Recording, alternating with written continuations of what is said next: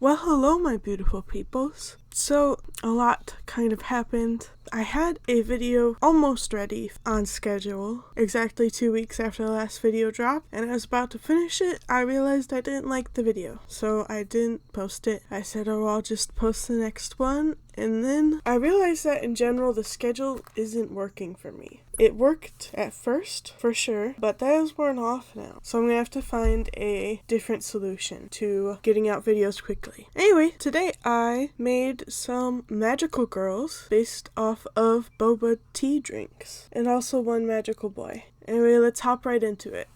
So this is Linnea. If this were an actual anime and not just something off the top of my head for a YouTube video, Linnea would be the main character. In her normal everyday life, she is typically pretty quiet, especially at the start, a little shy, but her superhero personality really lets her have some confidence when she's fighting against baddies and anything that she needs to do when she's this magical girl. And I think over time in said fake anime, she would slowly bring that confidence into her everyday life as well. So the 3 characters I design in this video are part of a friend group, and one day after classes they decide to wander around just talking and hanging out, and then they see a little pop-up boba stall, and they're like, we love boba, let's go get some boba. And they purchase their boba drinks, and then the pop-up stall disappears after they round the corner, because actually the pop-up stall was a magical lure to make these boba superheroes. And so each of their drinks came with a little charm, and like in everything ever, the charm is what allows them to transform to their hero versions. So Linnea has a rabbit charm. At this point I haven't drawn it out, but maybe I will before I finish the video, and I'll slap it on screen now. They're all a little freaked out about the situation because they're just freshmen in college, because I don't want them to be in high school. That's a decision I've made. I think I'm most proud of Linnea, and I also think that's partly a consequence of doing 3 characters based on boba. And boba doesn't have a lot of variety in shape language, and so I kind of used up a lot of boba shaped ideas on Linnea, and so the others kind of just have colors, while Linnea has those big braids that kind of almost resemble boba pearls, and later on you'll see that I put a kind of polka dot design on her skirt that is reminiscent of boba pearls. And she has those circular glasses, and then the beads in her hair. I didn't make them pony beads, I made them, spherical beads. The shape language on Linnea is really good, and most of everything about Linnea is really good, actually, honestly. Oh, interesting. So sometimes when I compile the speed paints, it'll basically be corrupted in this weird way that makes it crash at the end. And by it crash, I mean it crashes my whole computer for a moment. And so I test my videos, and I tested these videos as well. But I guess the test didn't work because it just crashed at the end of the speed paint while I'm recording this. Anyway, I have yet to come up with their magical girl alternate identity names, but I will do that before the end of the video, I promise. Oh yeah, speaking of names, I'm usually really bad at coming up with names. It's usually a big struggle. And then today I was switching my laundry and thinking about this voiceover, and it just came to me. Linnea just came to me. And I forgot to mention this earlier, but Linnea is based off of just a classic milk tea with brown sugar boba. And so because of that is kind of why I leaned into a lot of stereotypical magical girl elements. The frilly skirt that's probably a little bit too short and bubbly and stuff like that. I feel like the shy introvert being forced to be a magical girl and then being this totally different person as a magical girl is also kind of a stereotype or a cliche with magical girls. I could be wrong on that.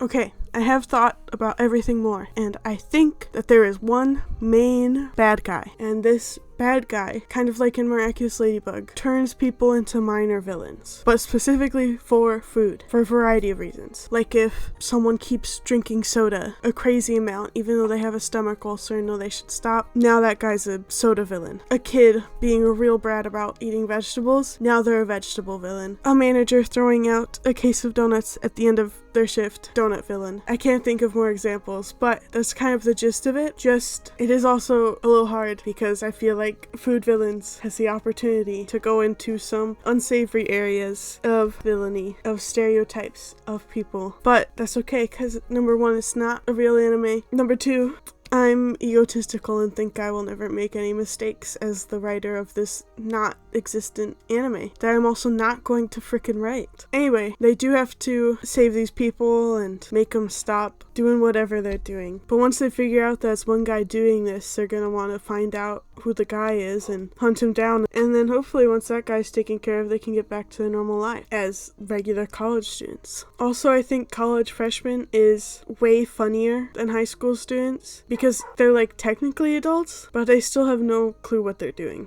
So this is Julie, and she's based off of a taro root boba. I did make an effort to only create designs based off of boba drinks I've personally had, and that was so that I could have the flavor influence how I design them as well as just the visual, because like I mentioned a bit ago, there actually isn't that much to go off visually most of the time. And also I added green. I will use the excuse that taro is a plant, and when it's in the ground you can mostly see the leaves, but mostly I needed another color. I couldn't do it with just the purples. Anyway, somehow the name Julie also just came to me while I was editing the last section of the voiceover. So I guess I'm getting better at names or something, or just the power of boba has come for me to let me name them. And so in contrast to a very stereotypical magical girl of Linnea, I decided to have Julie here not be very stereotypical. In fact, I went so far away that I struggled with making her look like a magical girl. I think by the end I got there. I think the cape and the jewelry helped. I had to ask some friends for help.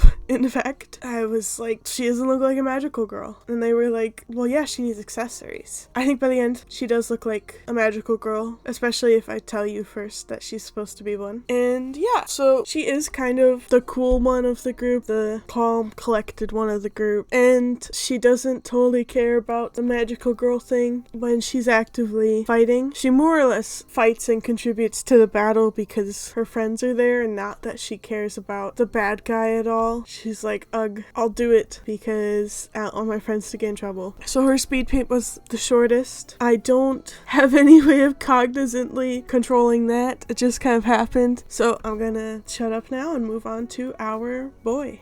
So at the start here, I had seen an insane line art method, and I was both testing it out and doing an example for my friend because I couldn't describe it in words and I had lost the little short I had seen of it, and this just happened to be the canvas that was open, so that's why I did it. Anyway, this is August, and I didn't just pull that out of thin air this time. I actually looked up interesting boy names. Sorry, break the illusion for you. And he is based off of a passion fruit, pineapple, green tea with hopping fruit boba that I had. That's a freaking mouthful. Anyway, kind of crazy for the colors, if I'm honest. I did make him in both personality and the fashion quite eccentric because I think that was the only way for the colors to work. The colors are crazy. And also, I had to get the magical girl feel across without just making him cross-dress. There's nothing wrong with cross-dressing. In fact, I love cross-dressing. It was just not the direction I wanted to go in for this, especially because I feel like when I have seen cross-dressing in magical girl media, it has been mostly played off as a joke. I said magical girl media, I mean most animes, if I'm honest. Except for Ouran High School Host Club. I loved that so much. That was my favorite anime in high school. I haven't watched it in so long.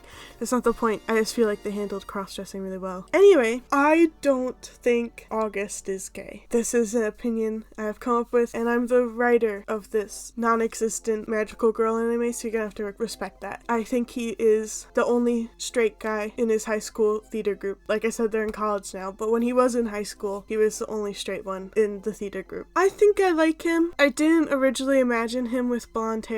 That's just kind of how the colors worked out in a cohesive way. And also, I didn't have any other natural hair color options. And I knew in my heart of hearts that in his everyday life he had natural hair. And I didn't want to change the hair color just for his magical boy form. As you can see, I actually did struggle with the colors for a bit. I made 2 separate little mock-ups. And one of them completely omitted the green, which I feel like made the design not as strong and not read read as fruity. I don't know, I feel like the fruity variety pack requires the green to read that way. I think I'm proud of the design for August and just not proud of the drawing, which is okay.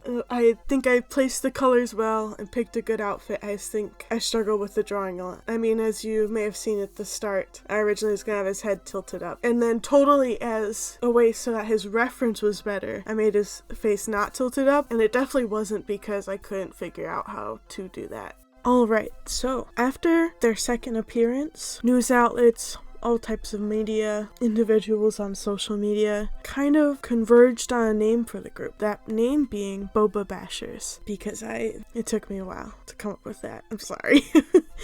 But at that point, Linnea and the others realize, oh my gosh, we're like heroes now, and we have these alternate identities now. Let's come up with superhero names. And Julie says, how about I'm Taro Treat? And so Linnea's like, oh my gosh, what if we match? What if I'm Sugar Treat? And August goes for Citrus Treat because of that. August was also a pain in the ass for this one. I wrote down like 14 name ideas for his superhero alternate identity, and I didn't even come up with Citrus Treat.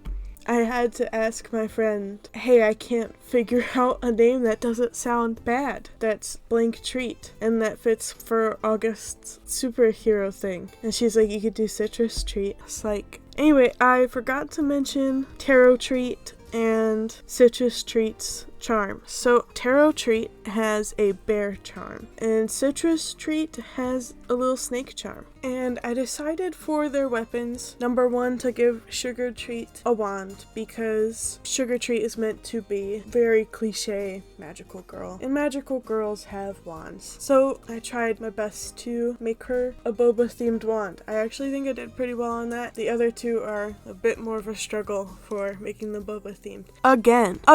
Anyway, because Citrus Treat has popping boba, one of my friends had a really cool idea to give him a bow and arrow, but the arrows have popping tips, like exploding tips, except we don't want to kill people, and explosions are scary. So they just kind of pop and do magic stuff. And then Taro Treat has a staff, and that's because I thought she would look cool with a staff, and everyone I asked agreed that she'd look cool with a staff. Sometimes that's all you need. Alright, and it looks like we've got a little bit of a shorter video again today, guys. Thank you for waiting and sticking around all this time. I know it's been like a month since I posted, and even though the Wednesday at 9 p.m. schedule isn't continuing, I do know for a fact, 100% certain, on September 30th at 6 a.m. Eastern Time, also known as GMT-4, I will be posting a video, so look out for that. I might post another video before that, or I might not. I don't know. It depends how life goes. It depends how motivated I am to make videos. It depends on if I figure out a new method for making videos quickly without the schedule. So, all of you, take a walk, enjoy the world around you, and keep on arting, my beautiful peoples.